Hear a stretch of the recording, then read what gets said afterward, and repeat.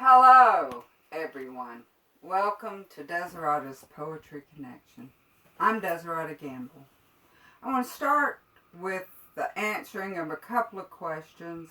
Some queries have been about the paintings that I hang behind me. They are available for sale. Direct message me if you like something. We'll work something out. This one is not for sale. It's been sold. It's hanging because it accompanies the poem I've chosen tonight. This is a COVID poem 2020. And this is the painting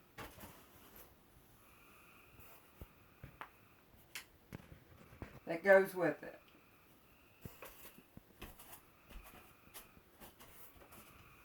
This is a rather long poem, so I'm going to get started. It's called The World Came Unhinged in a Foul Wind.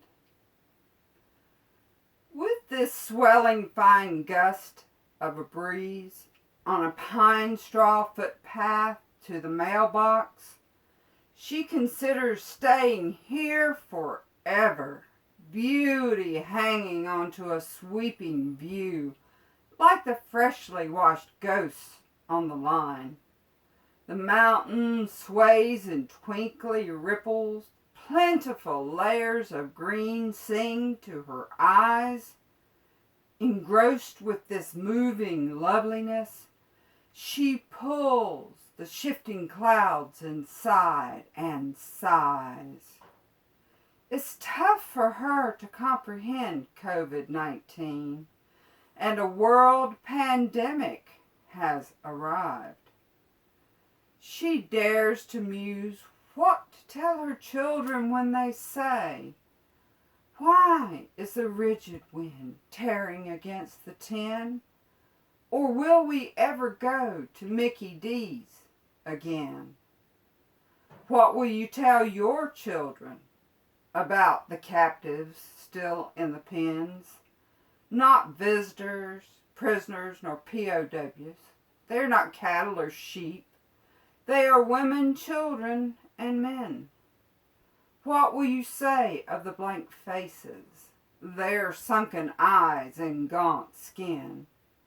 Once they had voices with things to say. They had joys and hopes for this place. This sad order, but not an exclusive list. What about global warming and mental illness? Trophy hunting, species extinction, child abuse, animal abuse, drug and alcohol abuse, pollution, starvation. What about childhood cancer? These things didn't end because COVID-19 began. What will we say to the world as we rock in the same leaking boat? Will any of our great minds conquer these age-old questions that we pose? With big minds, can they find reason for human inanity?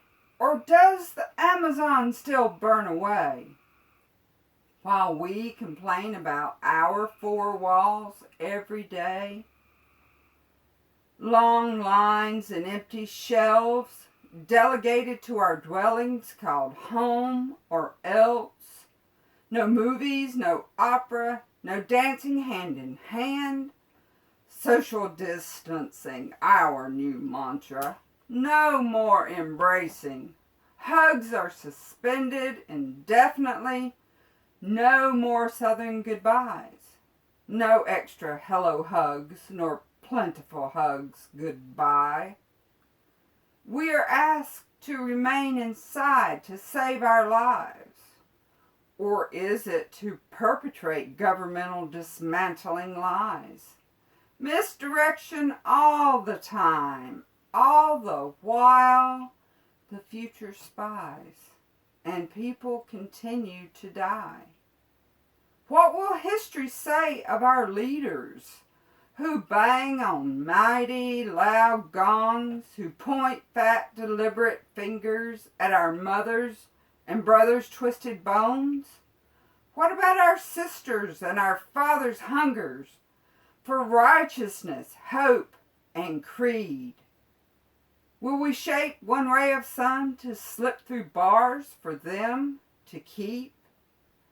What will we feed our children and ourselves when the corn, wheat, and bees are gone? When our ribs are empty fields, quavering and wavering brown bones? When the migrant farmers stop singing harvest songs and go back down south where they are told they belong? Now in the news, protests again. The growing stain of white supremacy on our nation.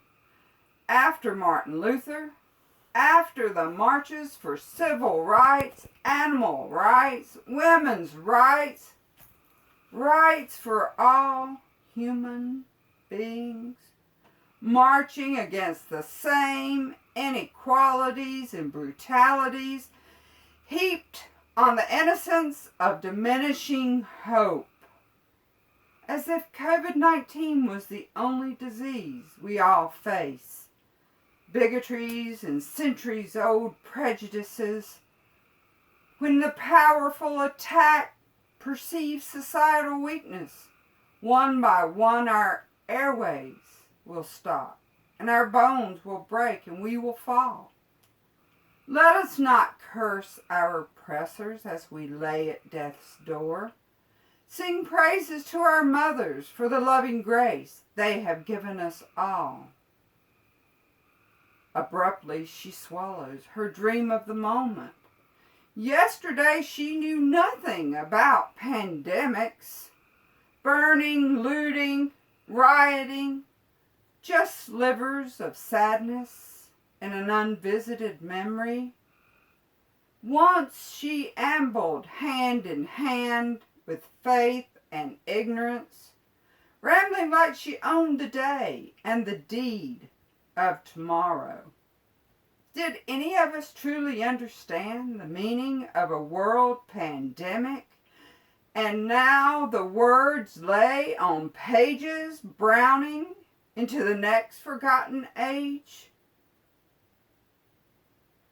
She stands under a low maple bough, raises her arms to reach it, and prays out loud.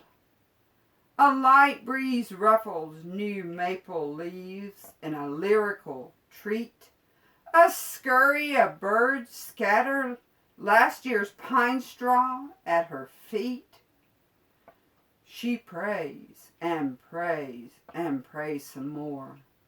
She holds each moment like a lily lifted with ample grace, and knows its death is upon her. Oh, the beauty of its fragility that she pulled out of place. Now she is saddled with an abysmal knowing that all the money and time in the world can't get back what COVID-19 took from anyone. A measure that will only be known in retrospect. But as all catastrophes dictate, it's the grit and burden of those who remain to treasure the best of what's left and continue moving forward, still covetous of the same sun, above the frosted breath of a new morning. A train whistle breaks her thoughts. She wants to be away as fast and far as she can travel in a day.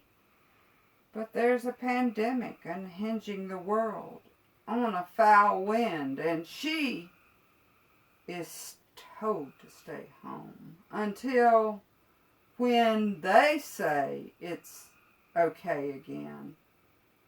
So with arms that feel like twine, she ties herself skin tight to a low maple bough and prays to heaven on high, holds her breath and hums a childhood hymn, waiting as Atlanta burns one more time for them Thanks, guys. Come back.